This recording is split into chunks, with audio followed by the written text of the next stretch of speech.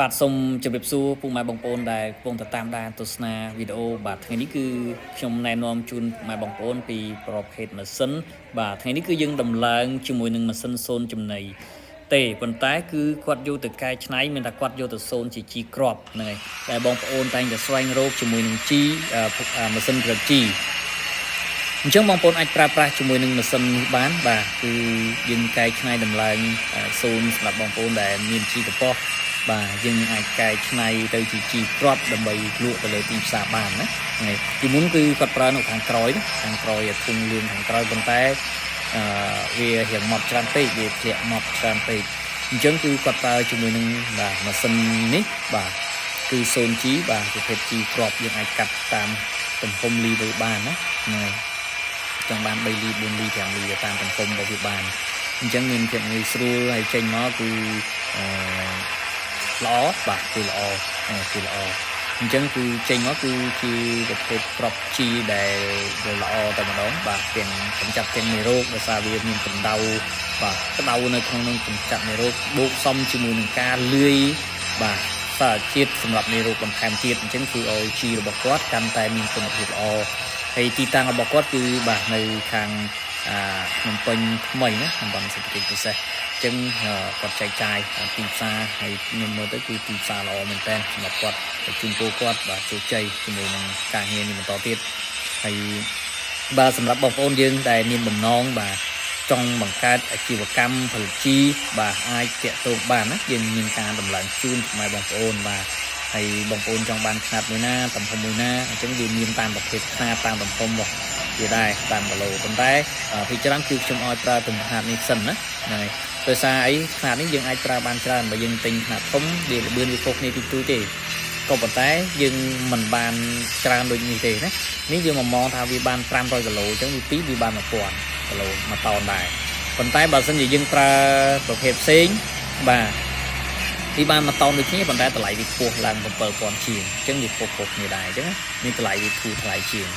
អញ្ចឹងសម្រាប់ពុកម៉ែបងប្អូនមានចម្ងល់អីផ្សេងបាទជឿចង់បង្កើតអាជីវកម្មបាទអាចទំនាក់ទំនងលេខខ្ញុំផ្ទាល់ទៅដែលខ្ញុំដាក់នៅលើវីដេអូនេះតែម្ដងបាទ012ប្រព័ន្ធមិត្តខ្សែខាតណា012 632345បាទ066មិត្តហ្វូន066 632345ប្រព័ន្ធ Smart 016បាទ632345បងប្អូនអាចទំនាក់ទំនងមកដើម្បីប្រឹក្សាយោបល់ជាមួយនឹងខ្ញុំឬក៏បងប្អូនអាច add Telegram ខ្ញុំបានណា Telegram ខ្ញុំបាទ012 632345នឹងជាលេខ Telegram របស់ខ្ញុំអញ្ចឹងបងប្អូនអាច add មកបានណាហ្នឹងហើយ add មកបានដើម្បីសួរព័ត៌មានបន្ថែមណានេះគឺជីរបស់គាត់ណាជីរបស់គាត់ដែលគាត់លឿយបាទជាមួយនឹងការសម្រាប់មេរោគរួចហើយបាទអញ្ចឹងគឺគាត់តភ្លើងជាមួយនឹងភ្លើង3ហ្វាអញ្ចឹងគឺគាត់មានម៉ូទ័រគាត់ប្រើជាមួយម៉ូទ័របានប៉ុន្តែសម្រាប់បងប្អូនអត់មានទេនឹងបងប្អូនប្រើជាមួយនឹងបាទម៉ាស៊ីនណាហ្នឹងហើយនៅខាងនោះគឺសិតតែជីរបស់គាត់ហើយបាទដែលគាត់ផ្សំខាងនេះគឺគាត់ច្រកក្រងហើយបាទគាត់ចេញមកជាស្រេចហើយគឺអញ្ចឹងគាត់ច្រកក្រងបាទស្រេចតែម្ដងបាទខាងនោះគឺគាត់កំពុងតែរៀបចំដឹកជញ្ជូនអតិថិជនទៅតាមបណ្ដាខេត្តបាទខ្ញុំសង្កេតមើលជីរបស់គាត់គឺការផលិតគឺស្តង់ដារបាទមានអនាម័យការសម្រាប់មេរោគបាទជំគឺល្អមែនតើអញ្ចឹងសម្រាប់បងប្អូនដែលចង់បានជាមួយនឹងម៉ាស៊ីនបាទអាចទំនាក់ទំនងបានណាអាចទំនាក់ទំនងប្រឹក្សាយោបល់បានបាទខ្ញុំប្រឹក្សាយោបល់ជូនបាទសូមតាមដានវីដេអូបាទនៅចុងក្រោយគេគឺជាវីដេអូទាក់ទងនឹងការផលិតតម្ដងបាទសូមតាមដានវីដេអូទាំងគ្នា5មកហើយខាងរបស់នេះយើងទៅបានមកថោហ្នឹងទៅទីខាងទៅមើលដល់វាយីរបស់ទីខាងទីខាងជួយដាក់ឲ្យយើងទៅមើលដាក់មុនឲ្យយើងប៉ាឲ្យយើងប៉ានេះដាក់យីខាងជោគមកធំនេះដាក់នេះណាដាក់នេះទៅមើល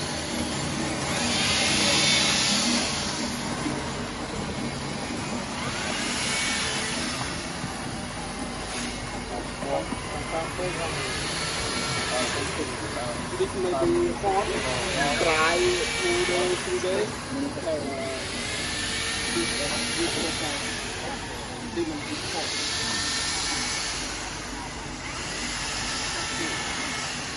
This yesterday, this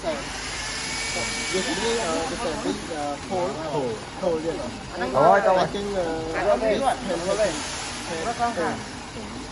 cái trong nhân quả vân rồi vân ông đi sang quân quân vân vân ăn fra chưa làm rồi vân rồi ăn cái gì đi vân vân nhiều cái nhân sơ rồi mà giờ man bay cái thang nó bay cái thang như thế nào nó bay cái thang rồi em du rồi anh bay cái thang rồi mà nó còn mà tinh phí thì cái phải mà luôn còn cái gì đây là nó thấy là ai có đàn nó bị tên máu anh trong cả lọ ở đó mà máu đi đây đó nó đã ruột này này đấy anh đi tôi cái thang râm từ đó nó là gì rồi mưa đấy đây cái thang là rồi pro tê liên pro tê để hay là đi tiếp tục on